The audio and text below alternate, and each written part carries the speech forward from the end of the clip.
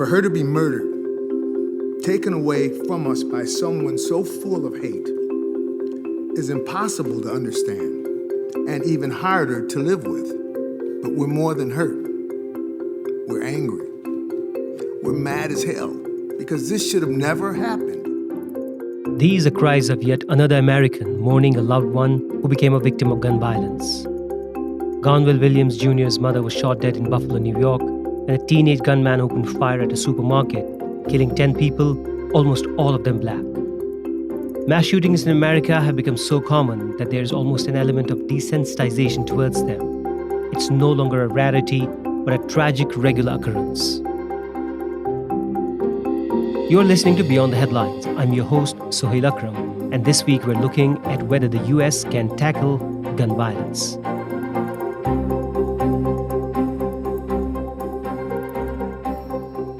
On 14th May 2022, a white gunman in body armor killed 10 black shoppers and workers at a supermarket in Buffalo, New York.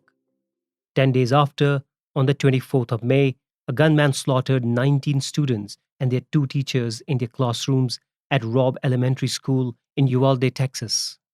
Then on 1st June 2022, a gunman killed 2 doctors and 2 others at an Oklahoma medical building in Tulsa. These are just some of the chilling examples of how gun violence has traumatized Americans. But this is only the tip of the iceberg. According to the Gun Violence Archive, the US has suffered at least 246 mass shootings in 2022. Many Americans are calling for action on gun control. But why is it so difficult to bring in reform? Maite wore green high-top Converse with a heart she had hand-drawn on the right toe because they represented her love of nature. Green Converse with a heart on the right toe. These are the same green Converse on her feet that turned out to be the only clear evidence that could identify her after the shooting. This is actor Matthew McConaughey, who was born in Uvalde. He delivered an emotional speech at White House on 7th June, telling the stories of those who died in the elementary school shooting in Texas. The actor is among millions of Americans urging more action on gun control. Dr. Eric Flieger is a pediatric emergency medicine physician at Boston Children's Hospital. He's also a health services researcher who focuses on firearm injuries. Probably the number one reason why gun fatalities are such a huge problem in the United States is the number of guns that are available. We do not have precise numbers about how many guns are available in the United States, but conservative estimates would say at a minimum, there are 400 million guns. That's about 1.2 guns for every man, woman, and child in our country. And quite honestly, the data is probably much worse than that. I wouldn't be surprised if it was well north of 500 million guns that are in our country. It turns out when there are a lot of guns, guns will be fired and guns will be used. And so when you look at the fatality rates that we experience, they're quite proportional to the number of guns. As a matter of fact, when you look across other countries, certainly we are not the only country in the world or in the industrialized world that has a lot of guns. There are other countries.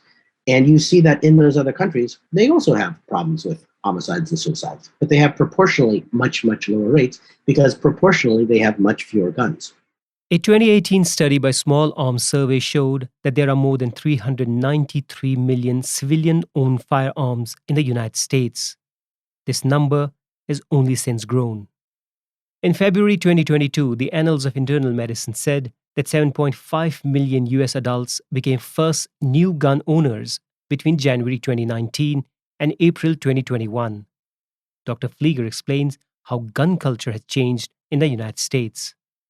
A dialogue has happened really going back over the last 20 or 30 years that has kind of reinforced this notion that the only way to really protect yourself, if you want to protect yourself, protect your family, is that you need to have a gun.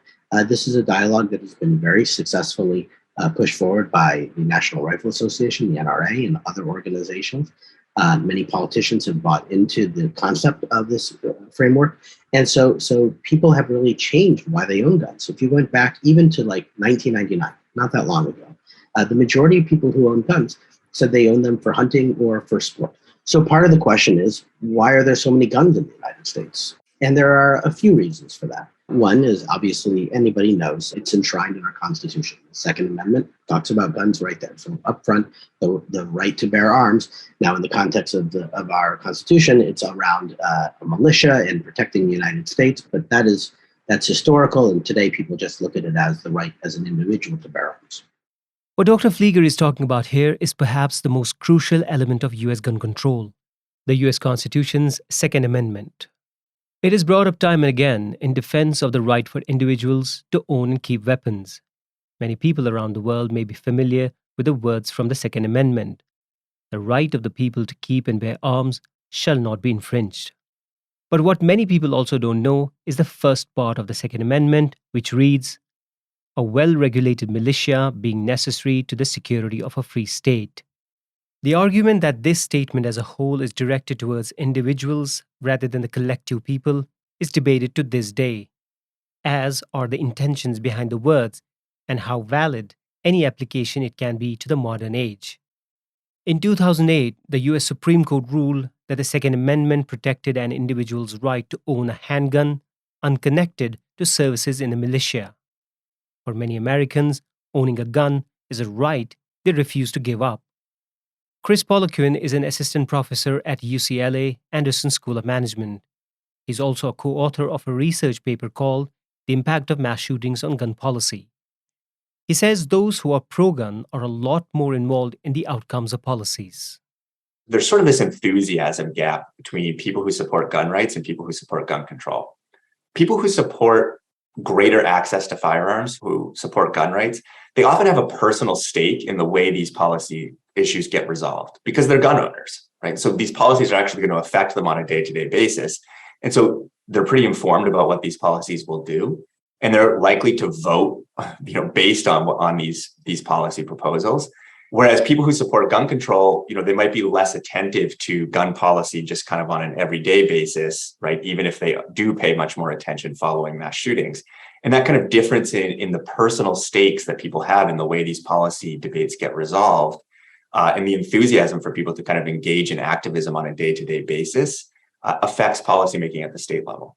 Chris explains that every time there's a mass shooting, people turn to Congress for answers. But he says most gun policy happens at the state level, with Democrat-run and Republican-run states taking radically different approaches to gun laws. The public kind of tends to turn their attention towards Congress following these events and think about, well, is policy going to change at a national level? But most gun policy kind of happens at the state level, and guns are mainly regulated at the state level. And we find that when you look at what laws actually get enacted following mass shootings, there's a sizable increase in laws that loosen restrictions on firearms in Republican-controlled states. And when we look at Democrat-controlled states, what we find is that there's no statistically significant increase in laws related to firearms that get enacted after mass shootings. Now, that doesn't mean Democrats never tighten restrictions on firearms. It just means that they don't do more of it after mass shootings happen. The reason, at least that we think that occurs, is that it's really indicative of underlying philosophies about gun violence and what would prevent gun violence. And we really saw this echoed, for example, by the Texas Attorney General, Ken Paxton, after the shooting in Uvalde. The same day, he came out suggesting that, well, the way to stop these kind of events is to have more people carrying firearms. For example, all of the states that have enacted stand your ground laws that allow people to kind of engage in, shoot people basically in self-defense, those are conservative states. States that have loosened up their permit policies for carrying concealed weapons. Several states now don't require a permit to carry a concealed weapon. Those are conservative states. And then on the flip side, right, the states that ban assault weapons, for example, are states with democratically controlled governors and houses and legislatures. And so there's this big divide between Democrats and Republicans. And some of that is sort of indicative of these underlying philosophies that these politicians have. I think some of it is indicative of constituent preferences in these different places. Although mass shootings and murders are what garner maximum attention in regards to gun control, suicides are actually the main cause of gun deaths in the United States. But the momentum, as Chris says, only tends to build after mass shootings. Within mass shootings, school shootings understandably cause a huge reaction, and conversations about preventing them reaches a fever pitch. But the divide between Republican and Democrat rhetoric is clear. After the Uvalde Elementary School shooting in May 2022, Texas Governor Greg Abbott wrote, "We must do everything in our power to prevent the same tragic ending from happening again." His suggestion? To provide active school training to all Texas school districts before the next school year. Similar schemes have been seen across the US, where children and teachers are taught what to do if a gunman enters the school. In contrast, President Biden addressed the public differently after the Uvalde tragedy. So tonight, I ask the nation to pray for them, give the parents and siblings the strength in the darkness they feel right now. As a nation, we have to ask, when in God's name are we going to stand up to the gun lobby? But despite what President Biden said, or Barack Obama before him, this heightened rhetoric from Democrats hasn't actually translated into tougher gun control policies. And one is forced to ask, if the powerful president of America cannot stand up to the gun lobby, then who else can? The gun lobby is a shorthand for the National Rifle Association and has been lobbying in the United States since 1872. A popular slogan among its members is, "I'll give you my gun when you pry it from my cold, dead hands." Dr. Flieger says the NRA's contribution to the gun debate hasn't just been to promote gun ownership, but to also halt research funding that looks at data into gun deaths. The Dickey Amendment from 1996 halted almost all research into gun violence. The relationship between having a firearm in the house and people dying, and the research that was done back in the 80s very unequivocally showed that actually having a gun in your house was absolutely a higher risk for people dying who live in that home. And shortly thereafter, the NRA, along with and pushing the members of Congress who supported them, got them to eliminate research funding for firearms. And that funding dried up for almost 25 years. Not only did they eliminate funding for firearm research at the time, they were able to eliminate the ability to even look for grants. They eliminated many of the areas where we could actually look at the data about firearms, because you can't do research if you don't have data. The funding is important, but the data is paramount. You need to have that. And so it's had an enormous effect. We're starting to see that slowly change. They first started to fund firearm research back in 2019 and at $25 million a year for the last 3 years. The NRA is the largest gun owners organization in the United States. It also fuels millions of dollars into America's election cycle. Consider this. According to the Center for Responsive Politics, in 2017, the NRA spent at least $4.1 million on lobbying, more than the $3.1 million it spent in all of 2016. In 2016 presidential election, NRA poured $14.4 million into supporting 44 candidates who won, and $34.4 million opposing 19 candidates who lost. On 27 May 2022, only days after the horrific Uvalde massacre, the NRA held a major convention in Houston. Inside the hall, thousands of gun enthusiasts descended on the meeting, but outside, several dozen people gathered to protest. Among the protesters were Houston residents Ripken Davis and Matthew Rary. I decided to show up here today because it is an epidemic for 18-year-olds to be able to go and grab a firearm. When you grab an AR, you are here to kill people. You are not here to defend yourself. You are not there to hunt animals. You're here to hunt people. I'm here to bring maybe just an ounce of shame to these individuals at this conference that is happening just a few days after we saw 21 individuals brutally murdered in an elementary school. A recent Associated Press survey showed that the Republican resistance to gun control doesn't reflect the views of a majority of Americans. The survey showed that most US adults think mass shootings would occur less often if guns were harder to get, and believe that schools and other public places have become less safe than they were 2 decades ago. How hard is it to get hold of a gun in the United States? Dr. Flieger says it changes from state to state. There are states in our country where at the age of 18, you can walk into any gun store, do an instant background check, and it is truly instant. It takes milliseconds. And if there's no reason that you can't buy it, you can walk out of there with multiple guns, ammunition, etc. And then you can actually, in many of the states in the country, carry those guns on you with no license, no training, no concealed weapon. I mean, this is just an incredible thing. Whereas there are other states where the process of purchasing a gun requires universal background checks, where the process of being able to own specific type of guns, you need to get specific permissions, and certainly carrying those guns out in public is a whole process unto itself. So the US continues to be a country in which the growing problem of gun deaths is a hotly contested political battlefield. As decades-long bickering between Democrats and Republicans over how to tackle gun violence continues, so do school shootings. On 14 February 2018, a 19-year-old male shot and killed 17 people at the Marjorie Stoneman Douglas High School in Parkland, Florida. The event shook America.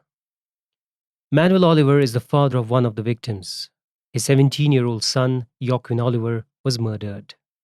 Manuel has since started a non-profit advocacy group, Change the Ref, that calls for action on gun control. My son Joaquin was a beautiful soul, like my best friend, and we used to hang out together a lot. And he loved his mother, Patricia, and I miss him every single day, every single minute. While I'm speaking to you, I'm missing Joaquin. And Joaquin also was a very good critic of our system. He hated injustice. He spoke about gun violence several times, and inclusion and climate change. So he was part of that generation that is really concerned about things that really matter. And he was able to leave all that for us to see it through his social media or even stories that he wrote. So it's not hard to do what we do, knowing that this is what Joaquin will be doing.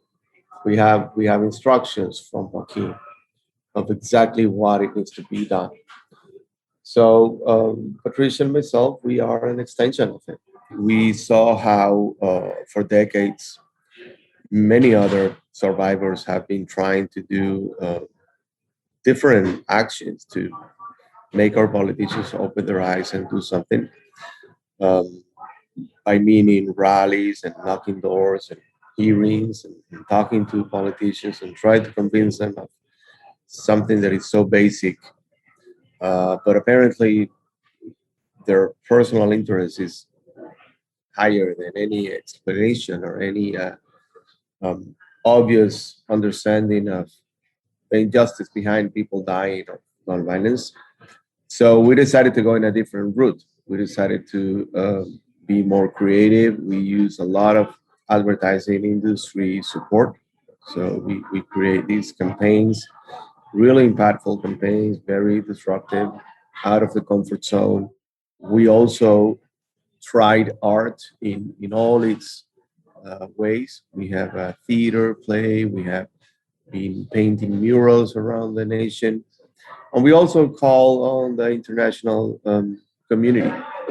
We believe that there's so many failures of levels in a country, and we went all the way to the highest. We talking that we had a private meeting with President Biden, and so when nothing works, you have to go through another entity beyond that one, higher than that one, and I believe that the next one is the international community.